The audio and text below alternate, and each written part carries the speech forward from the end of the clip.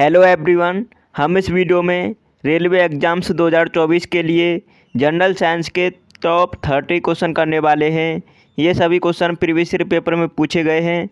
चाहे आपने NTPC, railway group D, ALP technician, RRB, JE किसी की भी तैयारी कर रहे हैं, इनके लिए सभी इम्पोर्टेंट क्वेश्चन हैं।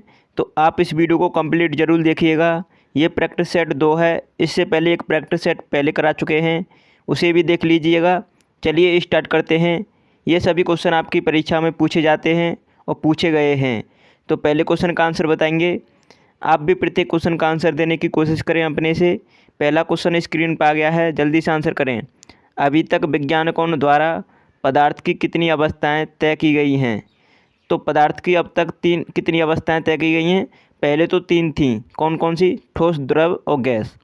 उसके बाद चौथी कौन सी अवस्था आ गई? प्लाज्मा।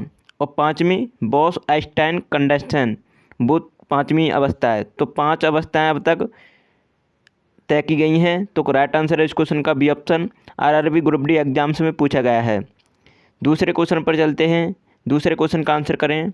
डैश में विसरण अत्यधिक तीव्रता से होता है। तो इन 4 ऑप्शन में से बताना है किस में विसरण अत्यधिक तीव्रता से होता है। आरआरबी ग्रुप डी एग्जाम्स में पूछा गया है। तो ये सबसे अधिक तीव्रता से गैसों में होता है।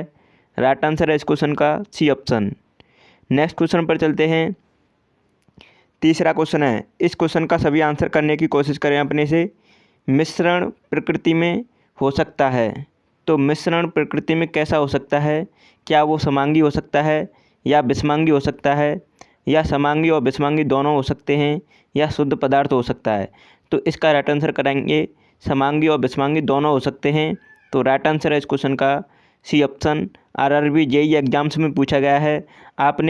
अगर आप रेलवे के किसी भी एग्जाम्स की तैयारी करते हैं तो ये वीडियो आपके लिए रामबाण साबित होगी। पूरा वीडियो कंप्लीट जरूर देखिएगा। चौथे क्वेश्चन का आंसर करें सभी। एक मिश्र धातु किसका एक उदाहरण है? एक मिश्र धातु किसका एक उदाहरण है? इस सभी आंसर करें इस क्वेश्चन का। तो एक मिश्र धातु ये उदाहरण है आपका कॉलॉयडल विलयन का। तो राइट आंसर है ये ऑप्शन इस क्वेश्चन का। RRB, ALP and technician exams में पूछा गया क्वेश्चन है ये।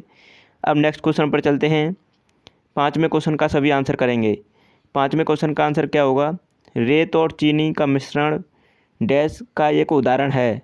तो रेत और चीनी का मिश्रण किसका उदाहरण है? सभी आंसर करें। सभी का आंसर आना चाहिए इस क्वेश्चन का। रेत और चीनी का मिश्रण किसका एक उदाहरण है? तो ये कॉलॉयडल विलयन का है। तो राइट आंसर है B option. RRB JE exams में पूछा गया क्वेश्चन है। 6वें क्वेश्चन का आंसर करेंगे। लोहे में जंग लगना इनमें से किसका सामान्य उदाहरण है? तो लोहे में जंग लगना इनमें से किसका एक सामान्य उदाहरण है? रासायनिक परिवर्तन का। तो राइट आंसर है इस क्वेश्चन का D option. D option correct answer है। आरआरबी एनटीपीसी एग्जाम्स में पूछा गया क्वेश्चन है, देख सकते हैं। अगले क्वेश्चन पर चलते हैं। 7वें क्वेश्चन का सभी आंसर करेंगे। अपने से सभी आंसर देने की कोशिश करेंगे सभी। इनमें से कौन सा रासायनिक परिवर्तन का एक उदाहरण है? तो रासायनिक परिवर्तन का एक उदाहरण कौन सा है? आरआरबी एनटीपीसी एग्जाम्स में पूछा गया क्वेश्चन है ये, जल्दी से आंसर करें। तो इनमें से रासायनिक परिवर्तन का कौन सा एक उदाहरण है? जल्दी से आंसर करने की कोशिश करें। तो यह है ऊर्ध्वपातन। ये ऑप्शन इस क्वेश्चन का राइट आंसर है। नेक्स्ट क्वेश्चन पर चलते हैं। 8वें क्वेश्चन का सभी आंसर करेंगे। आरआरबी एनटीपीसी एग्जाम्स में पूछा गया क्वेश्चन है 8वां क्वेश्चन। इस क्वेश्चन का सभी आंसर करें। उस प्रक्रिया का क्या नाम है जिसमें गैस सीधे ही ठोस अवस्था सॉलिड में परिवर्तित हो जाती है? तो गैस सीधे ठोस में अवस्था में परिवर्तित हो जाती है, तो वो उसे क्या कहते हैं? तो उसे कहते हैं डिपोजिशन। राइट आंसर इस क्वेश्चन का B option. Very very important question है, ध्यान दीजिएगा। आरआरबी एनटीपीसी एग्जाम्स में पूछा गया है। नेक्स्ट क्वेश्चन का आंसर करेंगे। 9वां क्वेश्चन है। निम्नलिखित में से कौन सा एक भौतिक परिवर्तन है? तो इनमें से बताना है कौन सा एक भौतिक परिवर्तन है। तो यहाँ पे सभी आंसर करें। तो भौतिक परिवर्तन है बर्फ का पिघलना। सी ऑप्शन इस क्वेश्चन का राइट आंसर है। आरआरबी ग्रुप डी एग्जाम्स में पूछा गया क्वेश्चन है। नेक्स्ट क्वेश्चन पर चलते हैं। 10वां क्वेश्चन है। इस क्वेश्चन का सभी आंसर करें। निश्चित अनुपात का नियम किसके द्वारा दिया गया था? तो निश्चित अनुपात का नियम किसके द्वारा दिया गया था? तो इसका राइट आंसर है जोसेफ एल प्राउस्ट के द्वारा। राइट आंसर है इस क्वेश्चन का बी ऑप्शन। नेक्स्ट क्वेश्चन पर चलते हैं। देखो 2 एग्जाम्स में पूछा गया क्वेश्चन है ये। 11वें क्वेश्चन का आंसर करेंगे डाल्टन का सिद्धांत इस नियम पर आधारित है। तो डाल्टन का सिद्धांत किस नियम पर आधारित है? सभी आंसर करें। तो यह है रासायनिक संयोजन पर। राइट आंसर है इस क्वेश्चन का B option. Railway group D exams में पूछा गया क्वेश्चन है ये। नेक्स्ट क्वेश्चन पर चलते हैं। सभी सिलेक्टिव क्वेश्चन है, एक दूसरे बारे में क्वेश्चन का आंसर करेंगे। पानी में हाइड्रोजन तथा ऑक्सीजन डैश द्रव्यमान के अनुपात में उपस्थित होते हैं। तो किस अनुपात में होते हैं? और पानी में हाइड्रोजन और ऑक्सीजन, तो हाइड्रोजन और ऑक्सीजन 1:8 के अनुपात में होते हैं। वेरी वेरी इंपॉर्टेंट क्वेश्चन है ये। क्वेश्चन कई बार परीक्षाओं में देखने को मिला है, रेलवे ग्रुप डी एग्जाम्स में भी पूछा गया है। नेक्स्ट क्वेश्चन का आंसर करेंगे। निम्नलिखित में से किसने परमाणु की अविभाज्यता के बारे में बताया? तो किसने बताया था परमाणु की अविभाज्यता के बारे में? सभी आंसर करें। तो राइट आंसर है इस क्वेश्चन का डाल्टन ने। डाल्टन ने बताया था। ये ऑप्शन इस क्वेश्चन का राइट आंसर है, जो कि रेलवे जेईई एग्जाम्स में पूछा गया क्वेश्चन है, देख सकते हैं। अगले क्वेश्चन का आंसर करेंगे। ये वेरी वेरी इंपॉर्टेंट क्वेश्चन है। हीलियम के 64 ग्राम में कितने मोल मौजूद होते हैं? तो हीलियम के 64 ग्राम में कितने मोल मौजूद होते हैं? तो इसे किस तरीके से निकालते हैं? तो आपको हीलियम का परमाणु बाहर निकालना है, तो द्रव्यमान निकालना है हाइड्रोजन का, तो जो कि 4 होता है। अब 4 होता है और यहाँ पर कितना दे रखा है? 64 ग्राम। तो हाइड्रोजन का 64 ग्राम में 4 से डिवाइड करेंगे तो मोल की संख्या आ जाएगी। मोल कितने आ जाएंगे? 4 से काटेंगे 16, तो 16 मोल होंगे इसमें, जो कि राइट आंसर है बी ऑप्शन। इस तरीके से सिंपल से न्यूमेरिकल भी आपकी परीक्षा में पूछे जाते हैं, जो कि आरआरबी ग्रुप डी एग्जाम्स में पूछा गया क्वेश्चन है ये। सभी क्वेश्चन मैंने इंपॉर्टेंट लिए हैं। 15वें क्वेश्चन का आंसर करें। निम्नलिखित में से कौन सी धातु सबसे अधिक चमक, नम्य और लचीली है? तो कौन सी धातु है वो? सभी आंसर करें। तो वो है एजी बोलें तो चांदी। तो करेक्ट आंसर है इस क्वेश्चन का ए ऑप्शन। एजी का सिंबल भी पूछा जाता है, तो ये है Prateek. RRB ALP and technician exams में पूछा गया क्वेश्चन है ये, ध्यान दीजिएगा। अगर आपने चैनल को सब्सक्राइब नहीं किया है तो कर लीजिएगा, वीडियो को लाइक कर दीजिएगा सभी। 16वें क्वेश्चन का आंसर करें। शब्द परमाणु को किसने खोजा? तो शब्द परमाणु को किसने खोजा था? सभी आंसर करें। तो इसका राइट आंसर है डेमोक्रिटस ने। राइट आंसर है इस क्वेश्चन का D option. RRB group D exams में पूछा गया है। 17वें क्वेश्चन का आंसर करेंगे। परमाणु रासायनिक रूप से जुड़कर डैश बन जाते हैं। तो परमाणु रासायनिक रूप से जुड़कर क्या बन जाते हैं? राइट आंसर करें। तो वो बन जाते हैं अणु। तो राइट आंसर है इस क्वेश्चन का ई ऑप्शन।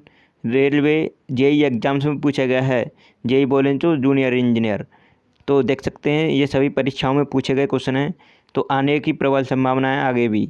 18वें क्वेश्चन का आंसर बताएं। कैल्शियम का परमाणु द्रव्यमान है। तो कैल्शियम का परमाणु द्रव्यमान कितना है? सभी आंसर करेंगे। तो कैल्शियम का परमाणु द्रव्यमान है 20। राइट आंसर है इस क्वेश्चन का B option. RRB group D exams में पूछा गया क्वेश्चन है। मैं इसलिए आपको बताता हूँ कि ये किसी न किसी परीक्षा में पूछे गए क्वेश्चन है, ये आपको पता चले। किसी यौगिक की सबसे छोटी संभव इकाई को क्या कहा जाता है? तो इस किसी यौगिक की सबसे छोटी संभव इकाई को क्या कहा जाता है? सभी आंसर करेंगे। तो उसे कहा जाता है परमाणु। राइट आंसर है इस क्वेश्चन का C option. RRB group D exams में पूछा गया क्वेश्चन है। 20वें क्वेश्चन का आंसर करें। सभी वीडियो को एक बार लाइक कर देंगे। निम्नलिखित में से कौन सी उपधातु नहीं है? तो इनमें से कौन सी उपधातु नहीं है? राइट आंसर करें। तो इनमें से कौन सी उपधातु नहीं है? वो है सेलेनियम। सेलेनियम नहीं है, जबकि सिलिकॉन, एंटीमनी, आर्सेनिक ये उपधातु हैं, जबकि सेलेनियम उपधातु नहीं है। राइट आंसर है इस क्वेश्चन का D option. RRB group D exams में पूछा गया क्वेश्चन है 2022 में। नेक्स्ट क्वेश्चन पर चलते हैं। 21वें क्वेश्चन का आंसर करेंगे। धातुओं के किस गुणों के कारण उनके पत्थर फॉयल बनाने में आसानी होती है? तो बताओ किस गुण के कारण होता है ऐसा? तो वो है गुण आघात वर्तनीयता। आघात वर्तनीयता के कारण उसे पत्थर के रूप में, फॉयल रूप में बना सकते हैं, जबकि तन्यता के कारण तार के रूप में बना सकते हैं किसी भी धातु को। और आघात वर्तनीयता वह गुण है जिसके हम किसी भी चादर के रूप में उसे आकार दे सकते हैं या पत्थर के रूप में।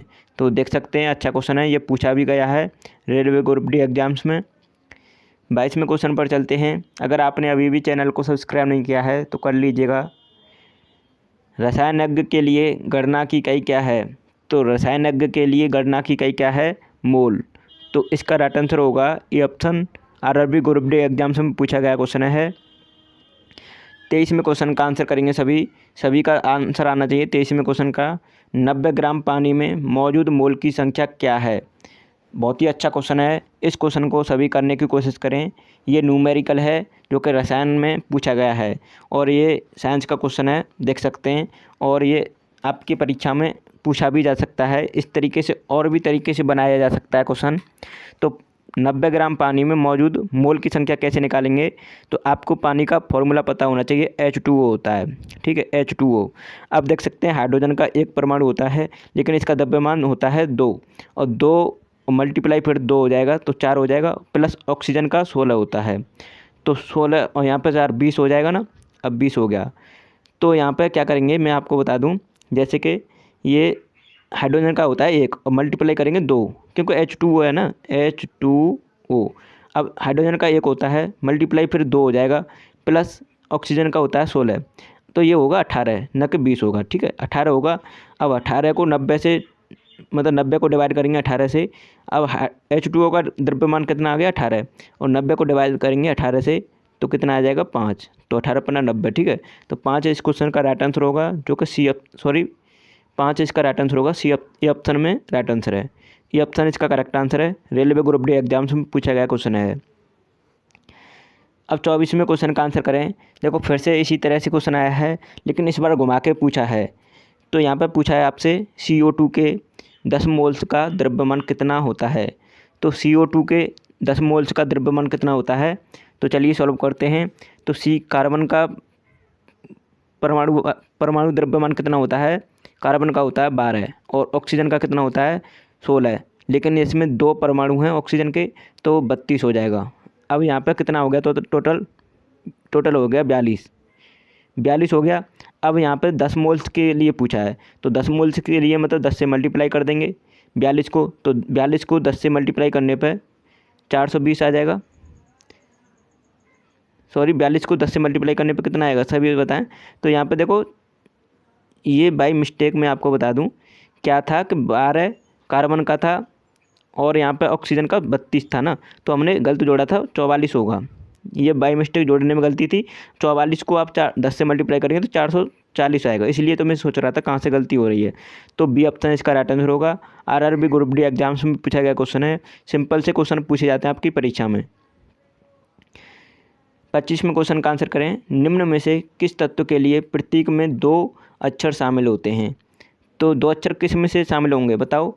तो देखो कार्बन में 6, मतलब कार्बन में 1 होता है क्योंकि कार्बन C से डोनोट करते हैं, आयोडीन में ये आई से डिनोट करते हैं 1 होता है, लोहा में Fe, देखो इसमें 2 होते हैं, Fe दो अक्षरों से मिलकर बना है, फ्लोरीन F से बनता है, तो यहाँ पे लोहा इसका राइट आंसर सी ऑप्शन। देखो ऐसे भी क्वेश्चन पूछे जा सकते हैं, तो प्रतीक भी आपको पता होना चाहिए किस तत्व को किस प्रतीक से डिनोट करते हैं।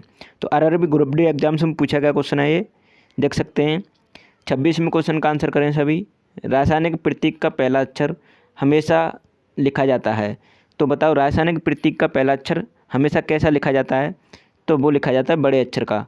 जैसे कि मैं आपको उदाहरण के रूप में बता दूं, जैसे Fe मतलब लोहा को ही ले लो, आयरन को, Fe को देखो F पहले कैपिटल अक्षर में लिखा जाता है और E बाद में स्मॉल अक्षर में लिखा जाता है। तो यहाँ पे देख सकते हैं वही पूछा आपसे।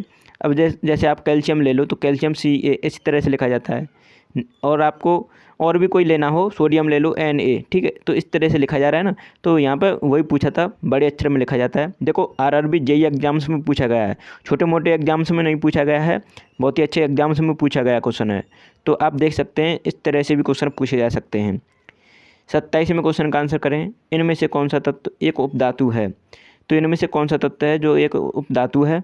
वो है आपका, सभी आंसर करें, पहले तो सभी आंसर करें। तो उपधातु कौन सा है इनमें से, सभी आंसर करें। जर्मेनियम, राइट आंसर है इस क्वेश्चन का, बी ऑप्शन। नेक्स्ट क्वेश्चन पर आंसर आंसर करेंगे नेक्स्ट क्वेश्चन का 28वां क्वेश्चन है, सभी आंसर करने की कोशिश करें। धातु में एक मुक्त इलेक्ट्रॉन के पथ का आकार कैसा होता है? बताओ, धातु में एक मुक्त इलेक्ट्रॉन के पथ का आकार कैसा होता है? तो वो होता है वक्राकार। कैसा होता है? वक्राकार होता है। तो सी ऑप्शन इस क्वेश्चन का राइट आंसर करेंगे। रेलवे ग्रुप डी एग्जाम्स में पूछा गया क्वेश्चन है ये। नेक्स्ट क्वेश्चन का आंसर करें। देखो, आपने अगर हमारी एक प्रैक्टिस सेट नहीं देखा है, पहला प्रैक्टिस सेट, तो इसका लिंक आपको इसी वीडियो का लिंक डिस्क्रिप्शन में मिल जाएगा। आप वहाँ उस प्रैक्टिस सेट को ज़रूर देखिएगा, इंपॉर्टेंट क्वेश्चन है उसमें भी। निम्नलिखित में से क्या ठोस, द्रव और गैस तीनों रूपों में पाया जाता है? तो बताओ कौन है इसमें से ठोस, द्रव और गैस तीनों रूपों में पाया जाता है? तो वो है उपधातु। कौन सा है? उपधातु। तो राइट आंसर इस क्वेश्चन का डी ऑप्शन, और रेलवे ग्रुप डी एग्जाम्स में पूछा गया है। अब मैं आपको बता देता हूँ, वो 27 उपधातु होती हैं, ठीक है, 27, जिसमें से 15 कौन सी होती हैं? 15 आपकी 15 कौन सी होती हैं? तो 15 होती हैं ठोस, 15 होती हैं ठोस। उसके बाद यहाँ पर 7 होती हैं गैस। यहाँ पर मैंने 27 बताया था, 27। तो देखो 15 तो हो गई आपकी ठोस। उसके बाद यहाँ पे कुछ होती हैं गैस हैं और एक होती है द्रव्य। द्रव्य में कौन सी रहती है? ब्रोमीन। ब्रोमीन होती है द्रव्य में, और गैस में नाइट्रोजन, ठीक है, नाइट्रोजन, ऑक्सीजन, इस तरह से। अब नेक्स्ट क्वेश्चन पर चलते हैं। और सॉलिड में आप सभी जानते हैं सल्फर होती है। 30वें क्वेश्चन का आंसर करें, लास्ट में क्वेश्चन है, निम्नलिखित में से कौन सा सामान्य तापमान पर द्रव्य अवस्था में होता है? तो सामान्य तापमान पर द्रव्य अवस्था में कौन सा रहता है? सभी आंसर करेंगे। इस क्वेश्चन का बहुत ही अच्छा क्वेश्चन है। निम्नलिखित में से सामान्य तापमान पर द्रव्य अवस्था में कौन सा रहता है? आंसर करें। तो इसका आंसर है गैलीलियम। गैलीलियम होता है, सी ऑप्शन इसका राइट आंसर है। RRB JEE एग्जाम्स में पूछा गया, CVT 2 एग्जाम्स में देख सकते हैं आप सभी। तो आप सभी ने अभी तक चैनल को सब्सक्राइब नहीं किया तो कर लीजिएगा, वीडियो को लाइक कर दीजिएगा सभी, और शेयर कीजिएगा इस वीडियो को। आपने हमारा पहला प्रैक्टिस सेट नहीं देखा है, इसका लिंक आपको मैंने इसी वीडियो का लिंक डिस्क्रिप्शन में दे दिया है, आप वहाँ से देख सकते हैं। तो वीडियो के लिए थैंक्स देखने के लिए।